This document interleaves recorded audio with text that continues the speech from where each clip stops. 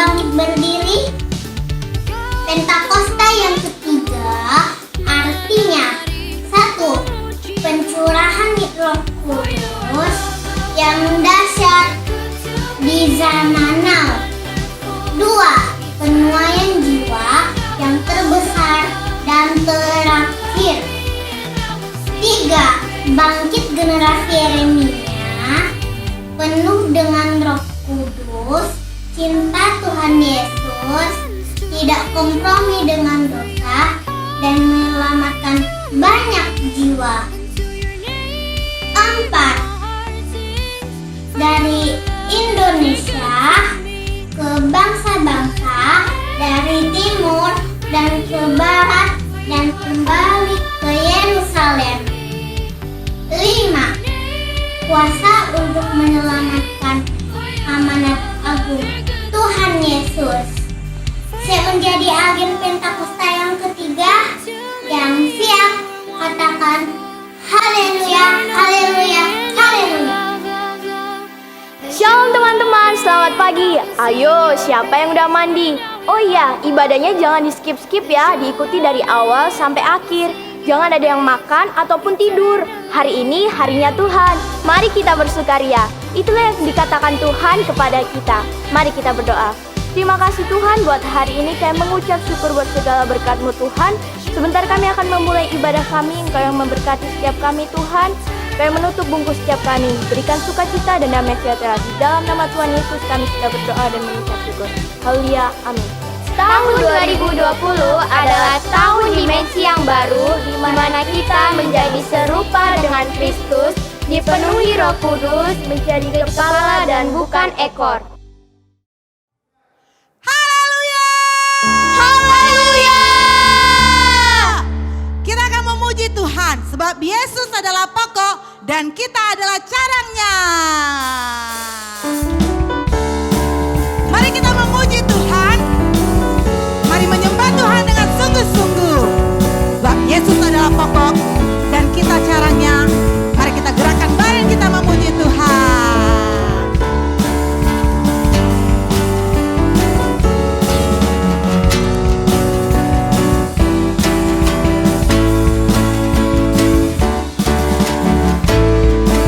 Yesus pokok dan kitalah caranya, tinggallah di dalamnya. Yesus pokok dan kitalah caranya, tinggallah di dalamnya. Yesus pokok dan kitalah caranya, tinggallah di dalamnya. Pastilah kau akan berbuah. Sekali lagi, Yesus pokok dan kitalah caranya. Shake badannya.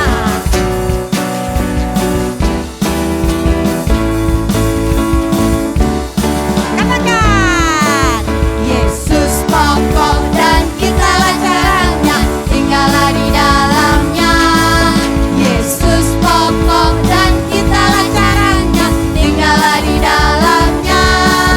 Yesus pokok dan kitalah caranya, tinggallah di dalamnya. Pastilah kau akan berbuah. Yesus cintaku, ku cinta kau, kau cinta dia. Yesus cintaku, ku cinta kau, kau cinta dia. Yesus pokok dan kitalah caranya, tinggallah di dalamnya. Yesus pokok dan kitalah caranya, tinggallah di dalamnya. Yesus pokok dan kitalah caranya, tinggallah di dalamnya. Pastilah kau akan berbuah. Pastilah kau akan berbuah. Pastilah kau akan berbuah. Haleluya.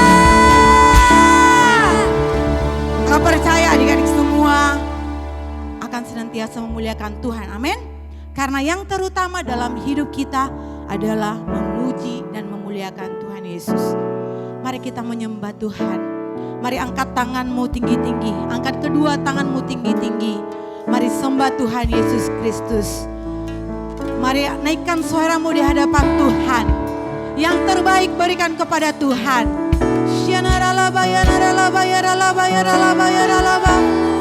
Kami sembah Tuhan. Terima kasih Tuhan.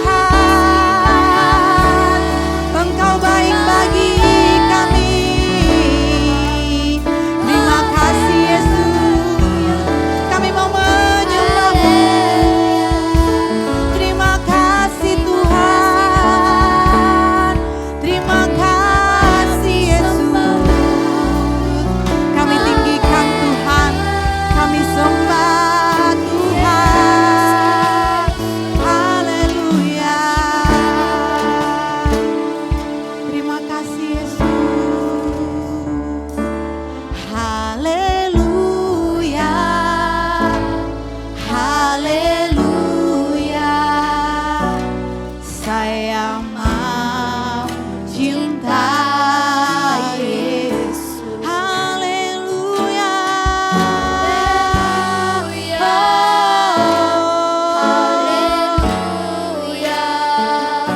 Saya mau cinta Yesus. Haleluya,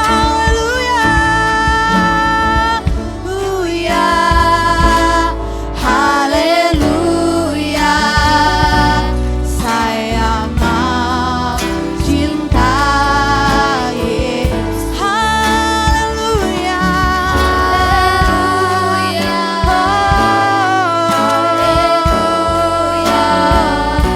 Saya mau cinta Yesus.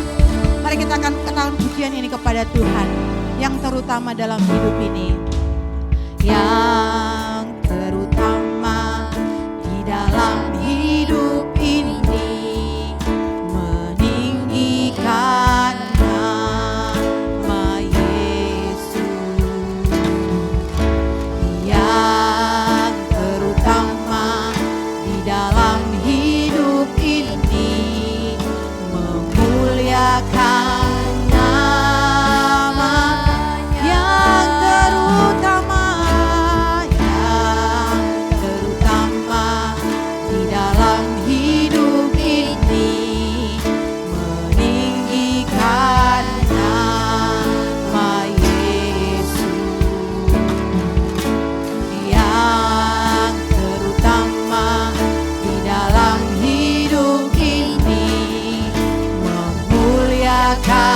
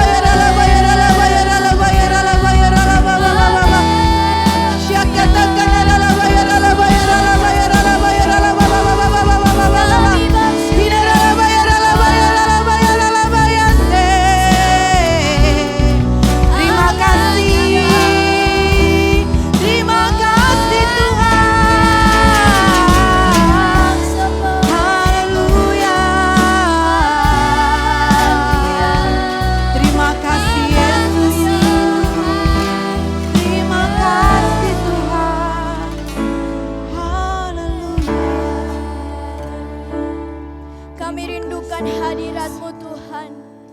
Yang cinta Tuhan Yesus, sama-sama kita katakan,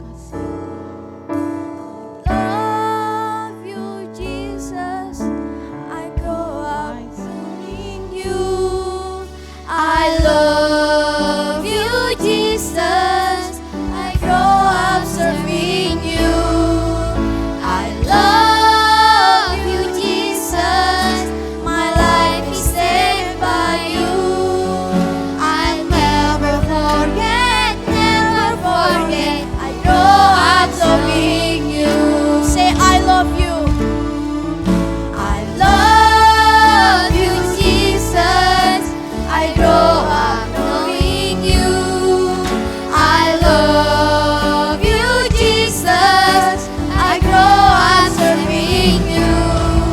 I love you Jesus, my life is saved by you. I never forget, I grow up loving you. I love you. I love you Jesus, Kami cinta I Tuhan. grow up knowing you. Kami cinta Tuhan I Yesus. love you Jesus, I grow up serving you. I love you Jesus, my life is saved by you. I never forget, I go on loving you. I'll I'll never forget, I grow up loving you. I'll never forget, I grow up serving you. I'll never forget. Grow up loving you. Terima kasih Tuhan Yesus, kami sudah menyembah-Mu dan saat ini kami akan mendengar kebenaran firman Tuhan. Berkati kebenaran firman-Mu yang disampaikan oleh Kak Ana. Terpujilah Tuhan. Dalam nama Yesus kami berdoa kepadamu. Amin. Shalom adik-adik. Wah, semua luar biasa. Amin. Ketemu lagi kita hari ini kembali bersama dengan Kak Ana. Pasti adik-adik tadi sudah luar biasa dengan pujian penyembahannya. Amin. Hari ini sama-sama kita adik-adik mau belajar dari seorang tokoh Alkitab yang luar biasa, di mana dia dari masa mudanya dia sudah melayani Tuhan. Dia sudah dengar-dengaran akan firman Tuhan. Tapi suatu hari adik-adik, ketika saat itu bangsa Israel, adik-adik pasti udah gak asing nih ceritanya. Bangsa Israel ada di padang gurun, mereka dipimpin oleh seorang bapak yang bernama Musa. Nah, bapak Musa ini punya asisten, namanya Yosua. Adik-adik pasti udah gak asing dengan nama Yosua. Kalau Yosua itu adik-adik, dia dari masa mudanya dia sudah melayani bersama bapak Musa. Nah, selama 40 tahun bangsa Israel ada di padang gurun, tibalah waktunya mereka masuk ke tanah perjanjian yang Tuhan janjikan buat mereka. Kemana itu adik-adik? Tanah Kanaan yang Tuhan berkata ada berlimpah susu dan madunya di sana. Tapi gak gampang adik-adik. Nah, kita mau bahas tentang di mana Bapak Yosua bisa menyeberangi Sungai Yordan. Tidak mudah adik-adik. Tidak mudah untuk menyeberangi Sungai Yordan. Di sini Bapak Yosua harus mengalahkan ketakutannya. Kenapa Bapak Yosua takut, Kak? Ya, dia takut karena dia saat itu menjadi pemimpin baru atas bangsa Israel. Dia baru kehilangan pemimpin seniornya, yaitu Bapak Musa. Dia di situ sendiri, dia baru memimpin bangsa Israel. Di mana bangsa Israel kita mencatat mereka itu adalah orang yang tegar tengkuk. Sedikit-dikit kalau semua keinginannya nggak terpenuhi, apa yang mereka mau tidak terpenuhi, mereka akan memberontak, mereka akan mengata-ngatai pemimpinnya, mereka akan berkata-kata yang tidak baik begitu ya. Nah, tibalah mereka adik-adik, mereka sudah dekat ke tanah perjanjian atau ke berkat yang Tuhan sudah janjikan buat mereka.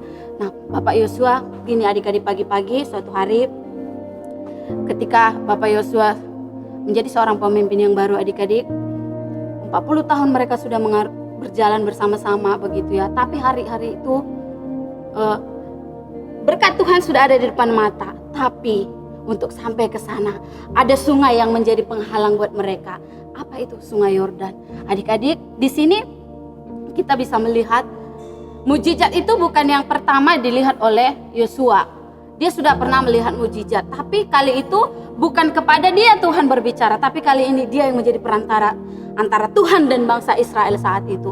Dia takut, tapi karena dia memiliki iman, dia percaya akan janji Tuhan. Dia mengatakan kepada bangsa Israel saat itu, yuk besok pagi-pagi semua, dia udah katain ya, dia datangin pemimpin dari setiap suku bangsa Israel. Besok pagi-pagi Tuhan akan mengadakan mujizat yang besar, perkara yang besar di tengah bangsa kita. Oleh sebab itu kamu harus membersihkan dirimu, tanggalkan semua yang bisa menghalangi mujizat Tuhan terjadi. Nah, udah gitu adik-adik, lalu bangsa Israel melakukan apa yang diperintahkan oleh Yosua, karena mereka sudah tahu saat itu pemimpin mereka adalah Yosua. Lah, lalu gimana caranya? Ini ada sungai nih di depan, pasti begitu kan, orang yang tegar tengkuk itu kan seperti itu. Kalau dikasih tahu ini pasti banyak sekali ininya gitu ya. Tapi Yosua langsung kasih. Nah, nanti begini, setiap para imam membawa tabut terlebih dahulu. Tabut itu adik-adik itu berbicara tentang Allah. Berarti harus ada Tuhan di depan kita untuk melangkah ketika kita mau menggapai janji-janji Tuhan. Nah, lalu Yosua berkata, para imam harus membawa tabut terlebih dahulu. Lalu mereka membawa. Mereka mau nyebrang nih adik-adik. Ketika para imam melangkah membawa tabut perjanjian itu, atau sama itu dengan hadirat Tuhan ya adik-adik, atau kehadiran Tuhan ada di hadapan kita gitu. Nah, mereka melangkah, sungai Yordan langsung terbelah. Mereka bisa menyeberang, tapi mereka harus berdiri dulu, para imam harus berdiri dulu adik-adik di situ sampai semua bangsa Israel bisa menyeberangi sungai Yordan, begitu ya. Nah, lalu mereka selalu ingat dengan Tuhan adik-adik, karena itu sudah menjadi perintah. Ketika kamu nanti berhasil, ketika kamu bisa melewati setiap rintangan untuk menggapai janji Tuhan atau untuk mencapai janji Tuhan, kamu harus kasih tanda.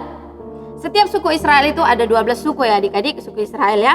Ada 12 suku, mereka harus ambil batu dari dalam sungai, mereka harus bawa ke tepi. Sebagai bukti suatu hari ditunjukkan kepada keturunan bangsa Israel bahwa Tuhan pernah melakukan mujizat yang besar di tengah-tengah mereka. Lalu mereka melakukan itu. Nah, Yosua membuat satu mesbah atau menyusun batu itu 12 suku Israel, sesuai jumlah dengan 12 suku Israel, mereka menyusun itu. Nah, apa adik-adik yang perlu kita iniin dari sini? Apa yang harus kita pelajari dari Yosua? Bahwa dia bisa mengalahkan ketakutannya. Hari-hari ini, apapun ketakutan adik-adik, kita bisa mengalahkannya. Tapi yang pertama adik-adik, kita harus memiliki iman percaya kepada Tuhan. Yosua berani karena dia memiliki iman, percaya dia akan janji Tuhan. Dia udah percaya bahwa janji Tuhan mereka akan bisa merebut itu, begitu ya. Jadi dia percaya. Nah, apalagi Kak, setelah kita memiliki iman percaya, katakan sama kakak dulu, saya harus memiliki iman percaya. Iman percayanya kepada siapa? Kepada Tuhan Yesus. Yang kedua adik-adik, ketika bangsa Israel mau menyeberangi sungai Yordan, mereka harus menguduskan dirinya. Mereka harus menanggalkan segala sesuatu yang bisa menghalangi kita dekat dengan Tuhan. Yang kedua, meninggalkan segala yang membuat kita jauh dari Tuhan. Yang ketiga, datanglah dan mendekat kepada Tuhan dan dengarkan firman Tuhan dan lakukan firman Tuhan. Hari-hari ini adik-adik selalu diajarin, kalau di rumah adik-adik, ketika engkau mau sungguh-sungguh nyembah Tuhan, belajar engkau meninggalkan segala sesuatu. Tidak ada yang engkau lagi dengar firman, engkau main game atau ngemil atau apa ya Kak, baring-baring. Itu engkau tidak menghargai Tuhan. Berarti masih ada keinginan dagingmu, engkau menghalangi engkau maksimal dengan Tuhan. Jadi buat adik-adik kakak yang manis, mulai hari ini sama-sama kita belajar, sama-sama kita untuk terus mendekatkan diri kepada Tuhan. Karena tidak ada satupun yang bisa melindungi kita, tidak ada satupun yang bisa menjaga kita, tidak ada satupun yang bisa menjamin hidup kita untuk tetap aman selain kita berlindung kepada Tuhan. Sebab kalau kesudahan segala sesuatunya, kita mau tinggal bersama-sama dengan Tuhan dong di surga. Amin. Jadi kita harus belajar terus untuk mendekatkan diri dengan Tuhan. Kita harus tinggalkan semua apa aja yang buat kita jauh dari Tuhan.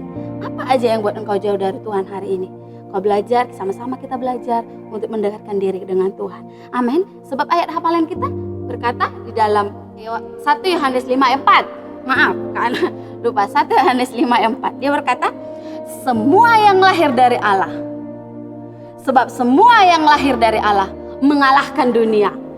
Jadi apa yang kau mau lahirkan dari Allah? Kau harus terima Roh Kudus itu adik-adik biar supaya kita bisa mengalahkan dunia. Dan inilah kemenangan yang mengalahkan dunia, yaitu iman kita. Kita cuma satu ayat aja hari ini ya. Kita cuma satu ayat aja. Kakak cuma kasih 1 Yohanes 5 ayat 4. Sebab semua yang dari Allah mengalahkan dunia. Dan inilah kemenangan yang mengalahkan dunia, iman kita. Iman kita kepada siapa? Kepada Tuhan Yesus, yaitu juru selamat kita satu-satunya adik-adik. Amin. Sebab dia Allah, kalau dia sanggup dulu melakukan satu perkara yang ajaib adik-adik, hari ini pun dia sanggup mengalahkan apa yang menjadi ketakutanmu, apa yang menjadi yang buat engkau hari-hari ini takut atau apapun itu. Di sini takutnya bukan takut kecoa ya. Ya, kalau itu takut kecoa itu kau juga harus berani. Kau harus berani segala sesuatunya. Sebab firman Tuhan berkata, sebab semua yang lahir dari Allah mengalahkan dunia. Dan inilah kemenangan yang mengalahkan dunia, iman kita. Miliki iman kita kepada Tuhan Yesus.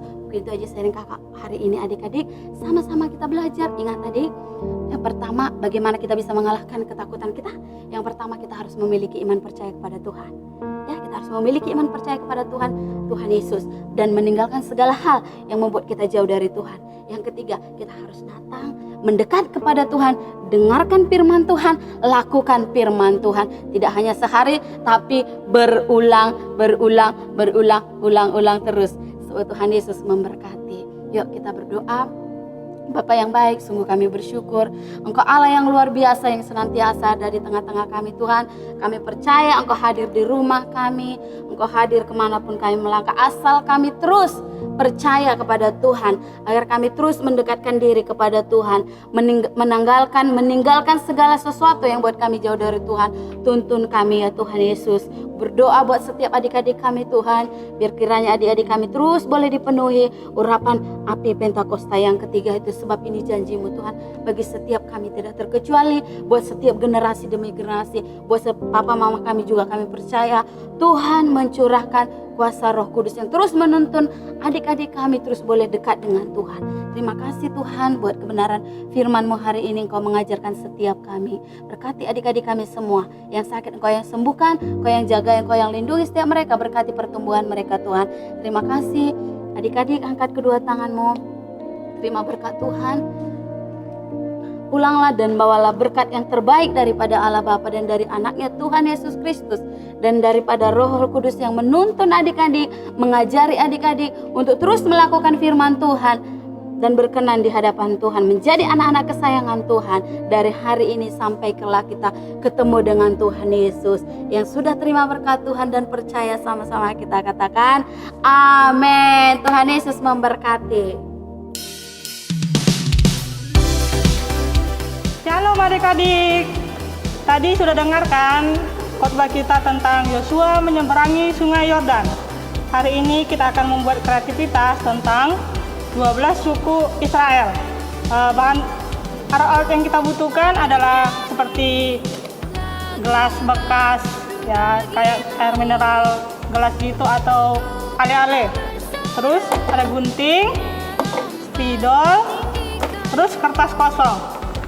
Nah, lalu kita akan menulis sesuai dengan urutannya, yaitu 12 suku Israel dimulai dari Ruben, Simeon, Lewi, Yehuda, Zebulon, Isakar, Dan, Gad, Aser, Naftali, Yusuf, dan Benyamin.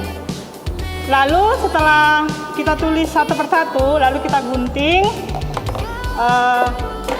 yang sudah kita tulis itu. Seperti suku Ruben, lalu setelah kita gunting, lalu nanti kita tempel di botol minuman ini, ya seperti ini contohnya, adik-adik. Lalu kita akan membentuk menara dimulai dari suku pertama, yaitu kita mulai suku pertama. Lihat ya kakaknya ya adik-adik. Kita akan bentuk menara dimulai dari suku Ruben. Kita bentuk. Lihat ya adik-adik, ini pertama suku Ruben. Terus yang kedua ada Simeon. Kita urutkan dengan urutannya. Terus yang ketiga ada Lewi. Ini adik-adik, ada suku Lewi. Terus yang keempat ada suku Yehuda. Mana tadi adik-adik? Lupa, keselip dia. Ada suku Yehuda. Terus yang kelima ada suku Zebulon. Nah ini adik-adik, kita urutkan yang pertama menaranya sebagai dasarnya di bawah. Terus yang keenam itu ada suku Isakar adik-adik ini. Terus kita urutkan lagi yang ketujuh ada suku Dan. Ini adik-adik, suku Dan. Kita bentuk seperti ini. Terus yang ke-8 ada suku Gad. Yang ke-9 ada suku Aser. Nih, seperti ini ya adik-adik. Terus kita lanjut lagi ke atasnya. Ada suku Naftali yang ke-10. Terus yang ke-11 ada suku Yusuf. Dan yang terakhir ada suku Benyamin. Oke adik-adik, seperti ini ya. Jangan lupa nanti kita praktekkan di rumah. Lalu jangan lupa dipoto dan di tag di grup KC Batu Aji. Terima kasih adik-adik. Jangan lupa ya dipraktekkan. Shalom.